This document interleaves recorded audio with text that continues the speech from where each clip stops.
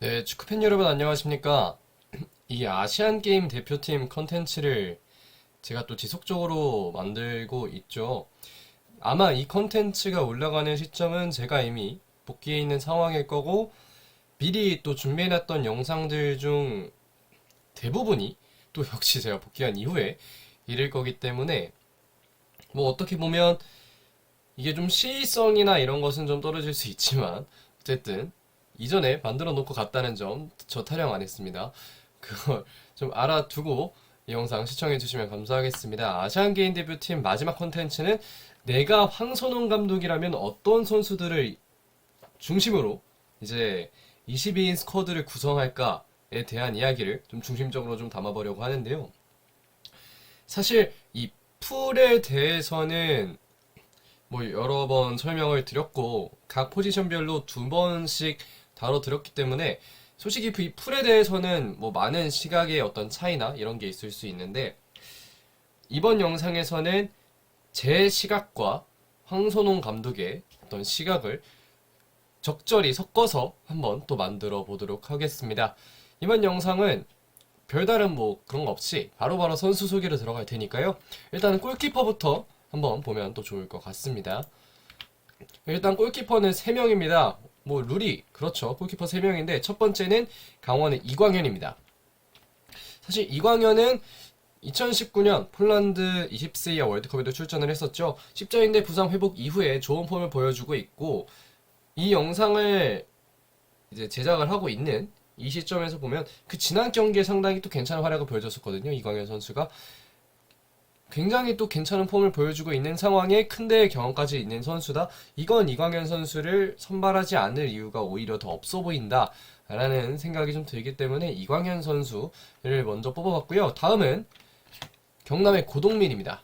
고동민은 선방 능력에서는 꽤 좋은 모습을 최근에 보여주고 있다라는 그런 장점이 있습니다. 이광현 선수가 십자인대 부상으로 인해서 경기를 뛰지 못하는 상황에 이광현이 없을 때 보여줬던 어떤 서브 키퍼로서의 능력 이런 것들은 상당히 신뢰할 만한 점이 많다는 생각을 하고 황선홍 감독 역시 비슷한 생각을 하고 있지 않을까라는 생각이 드는데요. 피지컬적으로도 이광현에 비해서는 더 좋은 측면을 제공해 줄 수 있는 만큼 고동민 선수가 선발이 됐을 때 얼마나 좋은 모습 보여줄지도 기대가 되는 부분이다. 그렇기 때문에 이 고동민 선수를 저는 선발을 해봤다라고 말씀을 드리도록 하겠습니다. 자, 마지막 골키퍼는 전북현대 김정훈입니다. 사실 김정훈은 리그 초반 특히 가장 큰 실수가 나왔던 그 현대가 더비를 제외하고는 거의 기복이 없는 모습을 보여주고 있습니다. 물론 이미 전역한 선수이기 때문에 어떤 면제로이드 이런 거에는 해당이 안 될 수 있고 만약 군 면제 내지는 뭐 군 문제를 해결한 선수를 데려가지 않는다면 민성준을 데려가겠지만 저는 실력적인 측면에서 보면 이 전북현대라는 또 큰 구단에서 이렇게 또 좋은 모습을 보여주고 있는 선수라면 데려가지 않을 이유가 없다라는 생각을 하고 있기 때문에 저는 김정훈 선수를 또 대표팀에 충분히 들어갈 만한 선수로 뽑아봤습니다. 시장 가치도 이 골키퍼 중에서는 가장 높은 선수이기도 하고 올해에도 상당히 좋은 모습 보여주고 있기 때문에 김정훈이 들어간다면 팀에 상당히 큰 도움이 되지 않을까라고 생각을 하고 있고요. 다음으로 넘어가면 이제 수비수들 7명의 수비수들 보도록 하겠습니다. 사실 뭐 이 골키퍼를 제외하고 남은 19개의 자리, 19개의 자리 중에 공격수 6, 미드필더 6, 이 수비수는 7을 배치했다는 거에 대해서는 뭐 여러분들의 의견이 갈릴 수 있다고 생각을 합니다. 수비수들의 7명을 배치할 수 있는 뭐 그런 저와 같은 마인드를 가진 분들도 계실 거고 뭐 미드필더 7명을 배치해야 된다, 공격수 7명을 배치해야 된다 뭐 여러 가지 생각이 있을 수 있는데 저는 수비수의 7명을 배치해봤다라는 말씀을 좀 미리 드리면서 시작을 해보도록 하겠습니다. 첫 번째는 울산 현대 조현택입니다. 약간은 이 팬심이라고 하죠. 팬심이 들어간 선택이라고 말씀을 드릴 수 있겠는데 이태석과 조현택 중에 저는 이태석이 아닌 조현택을 고르는 거라고 말씀을 드리도록 하겠습니다. 일단 가장 큰 이유는 이태석이 괜찮을 때에도 주로 황선홍 감독은 조현택을 선택하는 경우가 좀 있었습니다. 피지컬적인 장점 그리고 킥에서의 장점은 황선홍호가 공격 전개를 해 나가는 과정에 상당한 큰 도움을 줄 수 있을 것이라고 생각을 하는데요. 물론 최근의 폼이 이태석 선수보다 떨어지고 출전 시간도 이태석 선수보다 적은 그런 상황에서 조현택을 선뜻 뽑는다는 건 어렵게 느껴질 수 있지만 저는 황선홍 감독이 아니더라도 여러 감독들은 새로운 선수가 잘한다고 하더라도 일단 본인이 주로 쓰던 선수를 쓰는 경향이 사람이라면 어쩔 수 없이 있을 수 있다고 생각하기 때문에 조현택이 선발될 가능성도 무시할 수 없다라고 좀 말씀을 드리는 차원에서 조현택 선수를 뽑아봤고요. 다음으로 부산 아이파크의 최준 선수를 뽑아봤습니다. 최준 선수는 올해에도 역시나 좋은 폼을 유지하면서 경기에 나서고 있는데요. 양쪽 풀백을 모두 소화할 수 있는 선수고 공격적 재능도 훨씬 뛰어납니다. 이 다른 라이트백 경쟁자였던 황재원에 비해서는 백4에서의 경험이 많은 편이고 황선홍의 축구에도 조금 더 이해도가 높은 선수라는 점 역시 최준 선수를 조금 더 높게 사게 하는 포인트라고 얘기를 드릴 수가 있겠는데 올해 평균 평점이 거의 7점대에 육박할 만큼 굉장히 또 좋은 활약 보여주고 있다는 건 황선홍 감독도 최준 선수를 믿고 기용할 수 있을 만한 요소라고 생각을 하고요. 많은 분들이 최준 요새 정말 잘한다 라는 이야기를 하는 걸 제가 안 들은 게 아니고 좀 꽤 많이 들었기 때문에 이 최준 선수는 역시 큰 대회 경험이 있고 이런 점이 상당히 또 좋은 포인트로 경기장에서 나타날 수 있지 않을까라고 생각하기 때문에 제가 황선홍 감독이라면 최준을 뽑을 것이다 라고 말씀을 드리겠고요. 그 다음은 와일드카드 서령우입니다. 서령우 선수는 현재 K리그를 넘어서 대한민국 국적의 풀백 중 가장 좋은 폼을 보여주고 있는 선수 중 한 명이죠. 수비와 공격 모두 완벽함에 가까운 모습을 보여주는 선수라고 말씀을 드릴 수가 또 있을 것 같습니다. 올해 평균 평점만 해도 7.02 정말 또 지금까지 본 선수 중에는 또 평점이 가장 높은 그런 선수라고 얘기를 할 수 있겠고 시장 가치도 120만 유로 수비수 중에는 정말 높은 편에 속하는 선수가 또 서령을 하고 얘기를 할 수가 있겠는데 98년생으로 나이도 꽤 적당한 편이고 이 아시안 게임에 출전을 해서 만약 군 문제를 해결할 수 있다면 그렇다면 서령우는 유럽 진출의 가능성도 배제할 수 없는 그런 좋은 선수라고 저는 말씀을 드리고 싶습니다. 자, 다음은 앱서울의 김주성입니다. 왼발 센터백이죠. 김주성은 이미 군 문제는 역시 해결한 선수입니다. 00년생인데 이미 전역을 했죠. 이 연령대 최고의 왼발 센터백이라고 부를 수 있기 때문에 저는 그 문제가 해결이 됐음에도 불구하고 김주성 선수를 데려갔으면 좋겠다라고 생각을 하고 폴란드 월드컵에 출전을 하면서 큰 대회 경험도 있는 선수고 만약 이한범이 파트너로 출전을 하게 된다면 서울에서의 익숙한 조합도 완성이 가능하다는 점이 김주성 선수를 높게 살 수 있을 만한 그런 포인트들을 많이 만들어주고 있다라고 얘기를 드리고 싶습니다. 올해 평균 평점도 7점대가 나왔고 이 시장 가치도 보면 이 군 문제를 해결한 00년생 센터백이라는 점에서 정말 높은 평가를 받고 있는 걸 또 확인을 하실 수가 있고요. 어쨌든 이런 저런 점에서 저는 이 김주성 선수가 상당히 또 아시안 게임에 큰 역할을 해줄 수 있는 선수가 아닐까라는 생각을 한다는 점 또 말씀을 드려봤습니다. 자, 다음은 서울 이랜드 이재익인데요. 역시 왼발 센터백의 서브 자원이라고 말씀을 드릴 수 있는 선수입니다. 김주성 선수와 주전 경쟁을 하거나 김주성의 백업으로 출전이 가능한 선수고요. 압박 그리고 공격의 난이도가 덜한 아시안 게임에서는 이재익 선수가 오히려 더 안정적으로 보일 수 있다는 점이 또 이재익 선수를 또 제가 선발이 될 가능성이 높다라고 이야기를 하는 요소 중에 하나라고 얘기를 드리고 싶습니다. 물론 이 트랜스퍼마케팅 기준을 해서 시장 가치나 아니면 이재익을 바라보는 여러 가지 불안한 시선이라거나 이런 것들은 때에 따라 이재익 선수를 약간의 불안 요소로 보는 관점도 만들 수 있지만 저는 이재익이 왼발 센터백 중에는 그래도 또 이 김주성이 뒤를 받쳐서 경기를 뛸 만한 좋은 자원이라고 생각하기 때문에 이재익을 넣었다고 말씀을 드릴 수 있을 것 같고요. 넘어가서 다음은 앱서울의 이한범입니다. 이상민을 뽑았을 때 리스크보다는 이한범의 선발이 낫지 않을까라는 그런 생각 속에서 나왔다라고도 생각을 해주시면 되고요. 이한범은 이상민이라는 선수가 가진 이 8cm의 차이. 사실 언더사이즈 센터백이 아시안 게임에서 큰 무리가 생기진 않을 거라고 얘기를 드리기는 했었지만 그래도 언더사이즈보다는 오버사이즈가 낫지 않나, 큰 사이즈가 낫지 않나라는 생각이 들고 본인의 이런 피지컬과 실력을 살릴 수만 있다면 연령별 레벨에서는 보다 이 본인이 상대하던 선수들에 비해 수준이 조금은 또 레벨이 떨어질 것이기 때문에 이한범 선수가 그렇게 어렵지 않게 수비를 할 수 있을 것이다 라는 얘기를 좀 드리고 싶고, 뭐 이상민이 뽑힌다면 이한범이 뽑히지 않을 가능성도 있겠지만 저는 개인적으로는 이한범 선수를 뽑는 것도 좋은 선택이 아닌가라는 생각을 한다는 걸 또 여러분들께 전달을 드리고 싶습니다. 자, 다음은 전북현대 박진섭입니다. 역시 와일드카드죠. 95년생. 이 사실 지난이라고 할까요? 이번에 성물을 입대한 기수에서 본인이 안 뽑힌 것에 대해 상당히 또 불만을 드러내기도 했었던 그런 선수가 또 박진섭 선수고, 좀 뭐라고 할까요? 군대와 관련해서 참 여러 가지 이야기를 할 수 있을 만한 선수가 또 박진섭이라고 얘기를 드릴 수 있겠는데, 박진섭은 연령별 대표팀에서는 비교적 덜 드러날 언더사이즈 센터백입니다. 앞에서 이상민을 얘기하고 지금 박진섭을 얘기하니까 약간은 좀 어폐가 있기는 한데, 뭐 이상민은 182고 전북의 박진섭은 184니까요.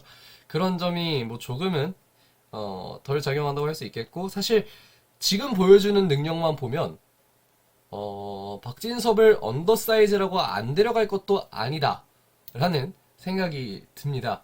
수비형 미드필더까지 동시에 소화가 가능하고 최근의 폼을 보면 정말 좋기 때문에 이 박진섭 선수는 굳이 군 문제 아니죠. 뭐 군 문제가 크긴 하지만 어쨌든 여러 방면에서 생각을 해보면 박진섭은 뭐 굉장히 큰 도움이 될 만한, 스쿼드에 큰 도움이 될 만한 선수다라는 점은 좀 말씀을 드릴 수가 있을 것 같습니다.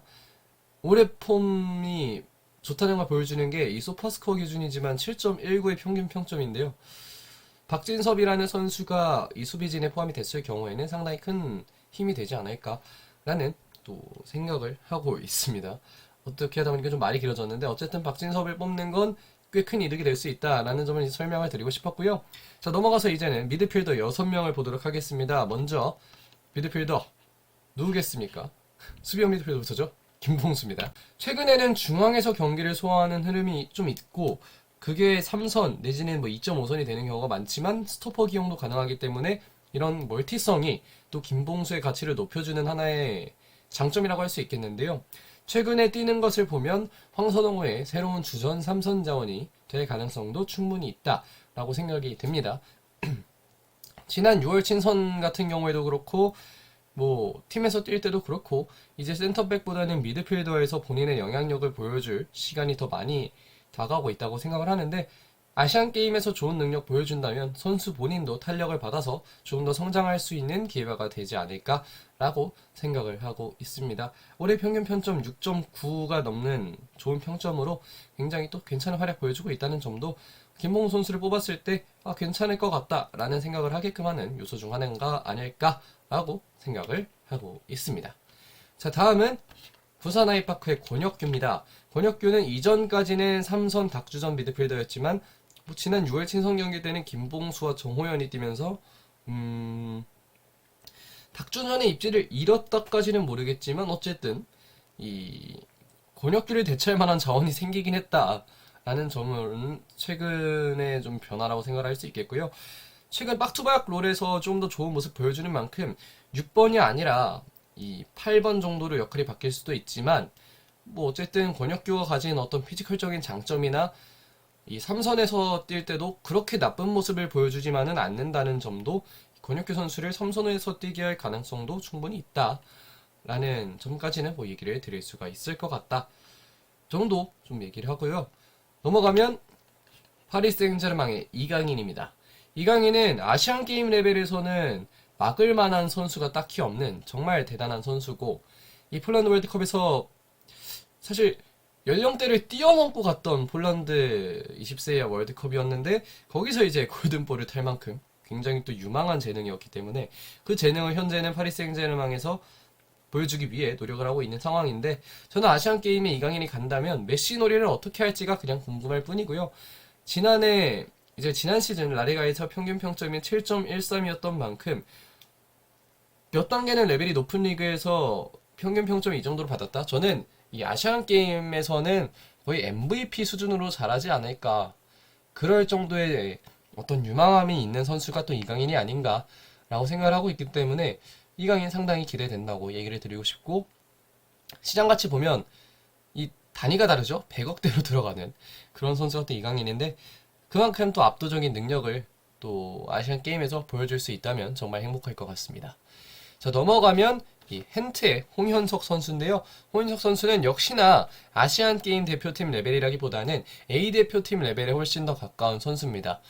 본인도 그렇고 제가 보기에도 그렇고 8번에서 가장 좋은 플레이를 보여주는 선수인데 어떤 조합에서 출전했을 때 가장 좋은 모습을 보여줄지는 황선홍 감독이 조금 더 지켜보고 조합을 짜줘야 하는 거라고 생각을 하고요. 지난 2022-2023년 이 주필러 리그에서 평균 평점도 7.16으로 좋았던 만큼 아시안 게임에서도 본인의 능력을 잘 보여준다면 좋은 성적 충분히 거둘 수 있을 것이다 라고 얘기를 드리고 싶습니다. 뭐 시장 가치도 500만 유로가 넘어가는 굉장히 또 좋은 가치를 갖고 있는데 홍현석 선수가 군 문제가 해결이 된다면 보다 유럽에서 본인의 커리어를 잘 만들어갈 수 있지 않을까라는 생각을 하고요. 그렇게만 된다면 홍현석 뭐 몇 년 안에 정말 더 큰 리그에서 볼 수 있을 만한 선수라고 저는 얘기를 드리고 싶습니다. 자, 다음은 포항의 고영준입니다. 전방에서 전형적인 이 테크니션으로서의 기질을 활용한 공격 전개의 강점을 가지고 있는 선수인데요. 체격 문제가 크게 드러날지 아닐지가 메인이 될 수도 있다고 생각을 합니다.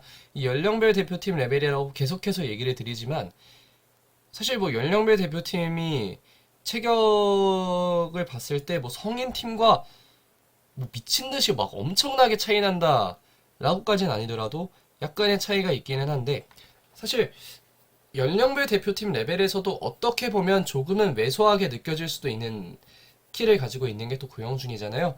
이런 불안한 점들을 본인이 실력으로만 메워준다면 문제가 없겠지만 이 당시의 폼이 얼마나 되는지가 이 아시안 게임에서 고영준이 얼마나 활약할 수 있을지를 결정질 만한 요소라고 생각을 하기 때문에 고영준이 최대한 좋은 모습 보여주는 게 또 우리 대표팀에게는 상당히 중요하지 않을까라고 생각을 하고 있다는 점 말씀을 드려보도록 하겠습니다. 자, 다음은 와일드카드 전북현대 백승호입니다. 백승호는 홍현석, 이강인과 함께 뛸 때 축신 메타 3미드를 구성할 수 있는 정말 볼 잘 차는 선수고 이 유럽의 어떤 또 피를 갖고 있는 유럽 축구의 어떤 메타를 가지고 있는 선수가 바로 홍현석, 이강인 그리고 백승호라고 얘기를 드릴 수 있겠는데 이전에 미드필더에 대해서 소개해드리는 영상에서도 제가 말씀을 드렸지만 연령별 레벨에서는 이 6번 롤도 가능합니다. 원래는 6번 롤에 뭐 정확히 들어맞는 선수라기보다는 그냥 뭐 후방 플레이메이커 이 전형적인 6번 롤이라고 한다면 피지컬을 기반으로 잘 눌러주면서 수비를 할 때의 압도적인 어떤 그런 모습을 가지고 있는 게 보통 전형적인 6번이라고 저는 생각을 하는데 그런 롤에서 살짝 비껴나와서 이 후방에서 플레이메이킹을 해주는 능력을 가진 6번으로서 본인의 스타일대로 축구를 한다면 뭐 축신 메타 3맨을 구성하면서 좋은 능력 보여줄 수 있을 것이다 라고 생각을 하고 있습니다. 그만큼 백승호는 좋은 선수고 미들에서 뛰었을 때 우리 대표팀에 또 큰 도움을 줄 수 있을 만한 선수라고 생각을 하고요. 이 투기의 킥 능력 역시 중거리 슛을 기대하면서 우리가 백승호 선수를 지켜봐도 될 것 같다 라고 말씀을 드리도록 하겠습니다. 자, 다음은 공격수 6명입니다. 첫 번째는 이 슈투트가르트의 정우영 선수입니다. 정우영 선수 같은 경우에는 2선 내지는 1.5선에서 정말 큰 영향력을 발휘할 수 있는 선수고 아쉬운 시즌을 지난해 보냈지만 연령별 대표팀에서는 그렇게 큰 문제를 보여주지는 않는 선수입니다. 지난 2022-2023년 이 프라이부르크에서 분데스리가 평균 평점은 그렇게 높지 않았지만 사실 뭐 정우영이라는 선수가 보여주는 이 플레이들을 생각했을 때 충분히 다시 한번 회복할 만한 여지가 있다라고 생각이 되고 슈투트가르트에서 폼을 회복한다면 아시안 게임에서는 보다 자신감 있는 모습으로 좋은 활약하는 정우영 선수를 만나볼 수 있지 않을까라고 좀 생각을 한다는 점도 말씀을 드려보고 싶습니다. 자, 넘어가서 다음은 송민규입니다. 송민규는 역시 A대표팀 레벨에서 더 많은 경기를 소화한 선수고 지금 보여주고 있는 폼을 그대로 유지한다면 충분히 아시안게임 대표팀 레벨에서는 통할 것으로 보이는 선수인데요. 송민규 선수 별다른 얘기할 거 없이 이 영상을 보시는 분들 모두 송민규라는 선수에 대해서는 잘 알고 있을 거기 때문에 제가 더 많은 설명을 드릴 필요는 없을 것 같고요. 지금처럼만 한다면 충분히 아시안게임 대표팀 가서 잘 경기를 치를 수 있을 것이다 라고 좀 얘기를 드릴 수 있을 것 같습니다. 저 넘어가서 울산 현대 엄원상입니다. 부상에서 얼마나 잘 회복하느냐가 가장 중요한 요소인 엄원상 선수는 지난 2019년 20세 이하 폴란드 월드컵에도 출전을 해서 좋은 모습 보여줬던 선수인데요. 올해는 아쉬운 시즌을 보내고 있지만 연령배 대표팀에서는 오히려 자신감을 회복하는 그런 뭐라고 좀 말씀을 드리면 좋을까요? 오히려 아시안 게임이 자신감 회복하는 어떤 기반이 될 수 있다라고 좀 말씀을 드릴 수 있을 것 같고, 이 엄원상이 가진 이 투의 스피드나 내지는 침투하는 능력들은 울산에서 조금 더 발전을 했고, 그러한 발전들이 이강인 내지는 홍현석 이런 선수들의 패스를 받으면서 잘 발휘가 될 수 있을 것이다 라고 저는 예측을 하고 있기 때문에 엄원상 선수의 이런 점들은 아시안게임 대표팀을 가서 엄원상이 굉장히 좋은 모습 보여줄 수 있겠다 라고 생각하게 하는 하나의 요소가 된다 라고 얘기를 드리고 싶고요. 엄원상 선수 아시안게임 대표팀 간다면 정말 또 큰 힘이 될 수 있을 만한 선수다 라고 얘기를 드릴 수 있을 것 같습니다. 자, 넘어가서 다음은 고재현 선수입니다. 멀티자원으로서 기용이 가능한 선수다라는 장점을 가지고 있고요. 에너지 레벨을 그때까지 얼마나 잘 가져가느냐가 매우 중요할 것 같습니다. 사실 대구에서 정말 많이 뛰고 있는 최근이기 때문에 고재현 선수의 체력도 걱정하지 않을 수는 없는데요. 이 체력을 아시안게임 대표팀 갈 때까지 제대로 유지를 하지 못한다면 아시안게임에 가서 결과적으로는 고재현이 큰 힘이 되지 못할 가능성도 있기 때문에 저는 체력을 잘 유지해 가면서 이 아시안게임 대표팀까지 잘 만들어 가야 된다라는 얘기를 좀 드리고 싶습니다. 고재현에 대해서는 위치 선정이나 아니면 여러 득점력으로서나 윙포드에 기용되는 게 조금 더 좋다고 생각을 하고요. 이거 고재현 선수를 보셨던 많은 분들의 의견 역시 좀 비슷하지 않을까라고 생각을 하고 있습니다. 자, 넘어가서 이제는 스트라이커 쪽이죠. 조영욱입니다. 조영욱은 연령배 대표팀에서 조영욱을 빼는 것도 이상하다라는 얘기를 충분히 할 수 있을 만큼 연령배 대표팀에서는 정말 단골로 명단에 들어가는 선수라고 얘기를 드릴 수 있겠는데요. 이 최근에 좋은 폼을 아시안게임까지 유지를 할 필요가 있습니다. 그리고 제가 공격수 소개 영상에서 말씀을 드렸듯이 이 조기 전역 로이드, 이전에 이주원 해설위원이 말했던 게 이 박지수의 이 도쿄 올림픽에서의 이 조기 전역 로이드, 특히 이 판초의 냄새를 맡고 그 다음에 이 대회를 가서 저걸 다시 맡을 수는 없다라는 생각을 가지면서 이 축구를 하게 되는 이 조기 전역 로이드가 상당히 저도 클 것이라고 생각을 하는데요. 조영욱이 명단에 들어가서 또 경기를 뛴다면 정말 좋은 모습을 보여주기 위해 필사적으로 노력하지 않을까라는 생각을 하고 있습니다. 자, 마지막 선수는 인천 유나이티드의 천성훈입니다. 지난 공격수 소개 영상에서도 말씀을 드렸지만 저는 이 정도의 피지컬의 우위를 가져가 줄 수 있는 선수를 상당히 또 좋아하고요. 스트라이커 자원에서 마저 이 피지컬이 좋은 선수가 없다면 이 우리 대표팀이 공격하는 과정에서 약간은 또 애를 먹을 수 있는 상황이고, 단순하게 롱볼을 노려야 되는 상황에서는 천성훈이 정말 또 좋은 역할을 해줄 수 있기 때문에 천성훈을 데려간다면 또 대표팀에게는 상당히 또 좋은 메리트를 가져다 줄 수 있을 것이라고 생각을 하고요. 최근에 보여주는 득점력 보면 상당히 좋거든요. 이렇게까지 괜찮을 거라고 생각하지 않았는데 천성훈이 좋은 모습 보여주는 걸 보니 이대로만 간다면 아시안게임에 갈 수 있을 확률도 무시할 수 없다라고 좀 말씀을 드릴 수 있을 것 같습니다. 자, 그래서 명단을 총 정리하면 이렇게 나오는 편이라고 얘기를 드릴 수 있겠고요. 자, 그래서 여기까지 황선홍 감독이라면 어떻게 뽑을지에 대해서 아시안게임 대표팀 마지막 콘텐츠를 구성해봤습니다. 어떻게 보면 좀 지루했을 수 있는 영상일 수도 있고 긴 영상이기 때문에 이걸 끝까지 보면 좀 이걸 왜 봤을까? 라는 생각도 들 수 있는 그런 상황이라고 얘기를 할 수 있겠는데, 아무쪼록 또 황선홍 대표팀이 이끄는 아시안게임 대표팀이 좋은 성적을 거두길 정말 많이 응원을 하도록 하겠고요. 앞으로도 황선홍 감독과 아시안게임 대표팀의 행보 주목하도록 하겠습니다. 아시안게임 대표팀 컨텐츠 여기서 마무리하겠습니다. 고맙습니다.